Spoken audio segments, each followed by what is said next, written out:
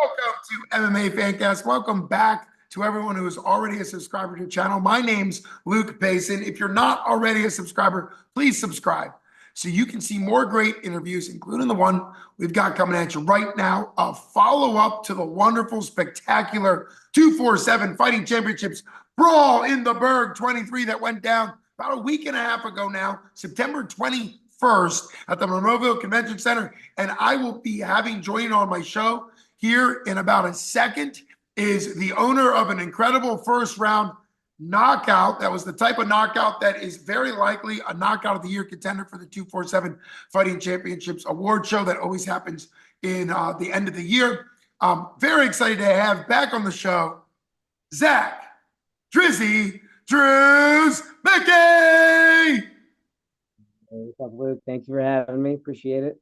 Welcome back on the show. Always exciting. You don't usually see that level of like the knockout where the person stiffens up and falls away, kind of dramatically in that knockout form. In the novice amateur, usually it takes a little bit more rule set, which of course, it's a limited rule set at novice, but let's jump right into it. Walk us through the setup. Obviously the round went quick because you ended it quickly, but walk us through that round that you did have with him and how you got the knockout. So he was a really good, well-rounded boxer. He threw get some good power or whatever, but I've probably rewatched it like probably at least 20 times by now. And everything from what I take from it is that I had great forward pressure like the whole time. The only time like I really stepped back was to just get out of the way of a punch or whatever, and then just right back to moving forward. He caught me with a couple punches. He had some power, but like nothing really like phased me or scared me or like gave me like a no shit kind of moment to the point where I was I should be hesitant or weary of what was going to come. I did notice I threw like a nice stiff left that like popped his kind of head back in a little bit. And I was like, all right, now you feel me. And then we got into that little exchange right before the knockout, and he hit me with a couple. And then when we backed up or stepped away from each other, I could like I don't know, just see something on his face where he's just like nothing's working on this dude. And then the next thing you know, I just threw that nasty too, and lights out. And let's walk through that. It was such a nice cross of the number two for most counting systems.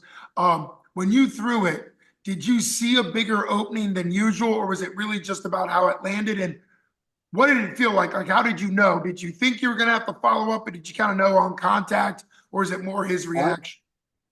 Honestly, like I don't remember feeling his face. Like I don't remember like having any feeling of my hand actually hitting him. So that was just that clean. But it was when he like stiffened up and was falling backwards when I was just like, I just did that, and then like as he was falling, I was like, it's already over. I was like, let's go, baby. So I don't know. It was pretty epic, honestly. I don't know. I'm still cloud nine from it.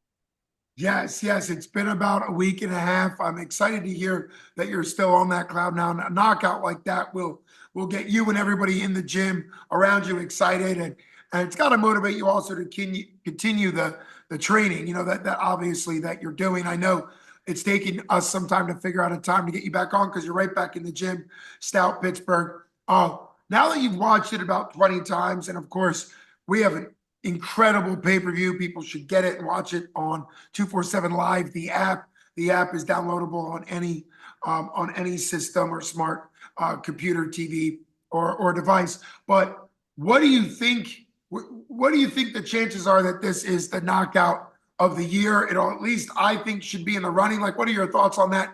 247, I know you're aware, has an award show every year at the end of the year, and it's it's got different categories. Knockout of the year is one of them. So, what are your thoughts on that? Since we've got a couple more months to go before the end of the year. Well, I mean, as of now, I mean, I'm a little biased because it's my own, but I mean, I would say it's definitely up there, top two, top three knockouts of the year so far. So, I mean, as fall goes well for the next couple months, maybe I might get it. We'll see. Hopefully, fingers crossed. Well, it'll definitely be exciting to see if you're one of the nominees. And obviously, right now, you certainly likely would be. But as you alluded to, 247 is already going to be doing a show here just in a couple more weeks in October and another one in Mhm. November. And I remember it was last year, I think there was two knockout of the year candidates on one card. That was the Cincinnati card. And so you never know. 247 puts on incredible fights, including you as a fighter. And Mhm. obviously it could be nothing but knockouts the Yeah. next two cards, but Mhm. we will see. Emotionally wise, I know you do jiu-jitsu tournaments, and obviously you've had two MMA fights before that, but is this like the highest emotional swing of excitement, exhilaration you've had? I mean, a knockout, I would imagine, is kind of a sort of a top of the pinnacle as far as adrenaline and everything going well. And I was in the cage with you, you were freaking out. Obviously, an incredible Yeah. celebration afterwards. For sure. It's definitely probably like the coolest thing I've ever done in my life, honestly. And I've never done that before. Like I've never knocked somebody out, so that was pretty cool. So like, I mean, compared to like, I don't know, like tapping people out and stuff, you could do that all the time, but I've never knocked somebody out. So that's definitely up there for me as my number one. I'm sure it is. Congratulations to you. It's very exciting. Now, you come from Stout Pittsburgh, which is an incredible, well-rounded gym. They just happen to be a little bit more specializing in the jiu-jitsu side, the grappling side. Uh, and I actually think that getting a submission, getting a tap is a huge checkmate in jiu-jitsu and also in MMA. You're just kind of a little bit more dominant at that. So what do you think this means about you that you already have pretty good jujitsu, come from a great wrestling camp background? And what do you think that means about you in MMA that you're also now developing such good striking? I mean, I give it all the credit to my coaches for sure. Coach Will and Coach Josh, Will Morrill and Josh Paulins. Uh, they've definitely leveled me up drastically, everything really. Um, just they give you the tools, and then you just got to implement them into your game. Yeah, I mean that is really exciting to see that. The tools sometimes for people that don't know, particularly in MMA, I often say when I was a coach and running the gym that most fighters know more tools than they actually can use in the fight, right? Because it just takes, it's got to click in there. And so I often say, like, if you could use 20% of the skills that you know in a fight, that's good. That's why you and everybody at Stout and the Mad Factory are training so much because you want to have as much skills as possible because you're not gonna bring over every skill that you have per fight. It's just there's a lot going on. Some people might get better than the 20%. I'm certainly not trying to insult anybody, but that's why training, that's Mhm. why the classic Bruce Lee quote, which I think can really be used in a lot of areas of life, don't fear a man who has thrown 1,000 kicks one time, but fear a man who has thrown one kick 1,000 times. That diligence and that repetition really matters. For you, you're now 3-0 in amateur MMA. That almost certainly cinches you up to move to the advanced amateur level next fight out. Of course, you have to get an opponent that matches, and every once in a while, somebody will take, even with a 3-0 record, will have to take one more novice amateur fight, depending on the matchups. But if if an advanced amateur fight is next for you, what are you looking forward to? It's longer rounds, it's strikes on the ground.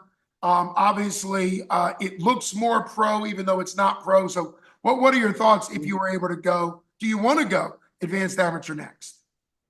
Oh, absolutely. I feel like if I do that, it'll just open up my game a lot more. Like I fought in Ohio and West Virginia, and their rules are different, and like those kind of like suit to my style a little bit more. I like being able to strike you in the face when like if I get you to the ground. So like not being limited anymore at all, or at least a little bit, is pretty exciting, honestly. Just get to open up keep the foot on the gas. Well, and coming off a knockout like this, and obviously you've already fought in states that allow a little bit more of the advanced amateur still rules. I personally don't recommend amateurs with no fights fight in Virginia, first off, because the Virginia amateur rules are pro rules. And I think that's a bit too big of a leap in there. But obviously, the advanced amateur rule set, which in the Commonwealth of Pennsylvania, there's three levels: pro, advanced amateur, and novice. Um, for you at your weight class, finishes are a little bit harder to come by. I mean, we've seen some great finishes at the lower weight classes. Obviously, Mighty Mouse has the latest title finish ever, I think, and it was an insane flying arm bar. So it can happen. But do you think you bring a certain level of excitement not only in your fighting style, but also in your personality, from your fight nickname to your style? I was in the cage afterwards with you, and you really have a effervescence. You got to work on calming down the swearing, because Yeah, yeah, particularly for yeah. 247. I was too hyped for that. I apologize. I know. Well, that's more of a Ryan Middleton thing. Hats off to Ryan and Hunter. They want to make sure that the next time, I guess I'm going to have to be Oh, better no, with the yeah, mic, getting the mic back. absolutely. Yeah. No, I talked to them in the back about it, and yeah, I'll be a lot better next time for sure. So what do you? Well, that's great, and obviously you're excited. I think we can all understand how excited. You've never had a knockout like that, like you just said, and so getting a knockout, you certainly should not be knocking people like that out in your gym. That would be sort of a TJ Dillashaw move, and nobody wants that type of fighter that's trying to hurt people in the gym, and that's not who you are. So for people that might be asking, well, I wonder why Zach has not had a knockout like that before. Well, because unless you're fighting somebody for real, you're not really going to be doing that level of contact in sparring, at least not hopefully. So unless it's accidental. Talk about your excitement and your style. Do you think as you progress that you're going to become more and more of like a, obviously for stout people you're already exciting, but for the general public, do you think your star is kind of rising as far as your excitement level? I mean, I hope so. I mean, 3 fights, 3 finishes. Uh, I mean, I feel like I put on a good show for people. I'm definitely making in my first 2 fights, definitely made a lot of friends and family pucker their assholes a little bit. Excuse my language again. Sorry. um, but yeah, I definitely got them nervous for my first 2 fights, but I feel like I did a lot better job in the third one. So, I mean, I feel like I just keep getting better. So, as long as that happens, I'll be continue to be exciting. Well, you are definitely an exciting fighter. You've also obviously have a great jiu-jitsu ground game coming out of Stout Pittsburgh and some of the experience you have. Given the fact that 247 has a card literally in 2 weeks, I wouldn't imagine you'll be on that card. But are you thinking about trying to get on the November? I think it's the Saturday before Thanksgiving. If I have that right, it's already announced, it's already out there. But what are your thoughts on getting another fight in before the end of the year? Absolutely. We're trying to get me a fight by the end of the year. We're looking at November 23rd. But I mean, if things fall through and it doesn't happen, well then I just get to spend more time training, getting better. So I mean, I will be back for sure, but hopefully by the end of this year. Yeah, it would be That's great. I think the dates are October 26th, so in a couple weeks, and then also November 23rd, which I'm glad they're doing the Saturday before Thanksgiving. That way everybody can be through the cut and don't have to worry about the cut. Years ago during the COVID nonsense, Ryan was doing such incredible work to try to get fighting continuing, and there was a lot of restrictions. It was a crazy time, but they ended up doing a show Wednesday before Thanksgiving and the Saturday after Thanksgiving, if I remember right. And I felt for the fighters who had to obviously be cutting weight during Thanksgiving. So hopefully you can get on. It's an insane card. Um, when you think about the steps you're making, it's just awesome to be excited about, like, your career as well as many of the other fighters coming out of not only Stout, but also, and I know people have said this, it's really Pittsburgh versus everybody else. The Pittsburgh area cross trains all the time. Sometimes it's somewhat a little hard for me to even figure out. I always look at the card of like what gym they're representing, because I know from Facebook that a lot of fighters cross train, and there's like a girl team that meets and trains together, even though they're from Mat Factory or Stout or the Academy and some other stuff. So it's really a great camaraderie. So can't wait to see what you do next. And really anybody coming out of the Pittsburgh area, it's just always exciting. I'm really pumped that we were to work through some of the scheduling difficulties, how busy you are, how busy I've been. So thanks so much. A week and a half after your incredible knockout to still be excited. I'm still excited about how great of a knockout that was. So for people, get the pay-per-view, get the recap pay-per-view from 247 Live. Watch my guest tonight, Zach Drzemiecki, Mickey's fight, an incredible fight. Thanks so much for coming on the show. You've been listening to Luke Basin for MMA Fancast. All right, thank you, Luke. Thanks for having me. You've got it, brother. My special guest tonight, Zach Drizzy Drew Mickey. Thanks so much for coming on. Thank you. You got it, brother.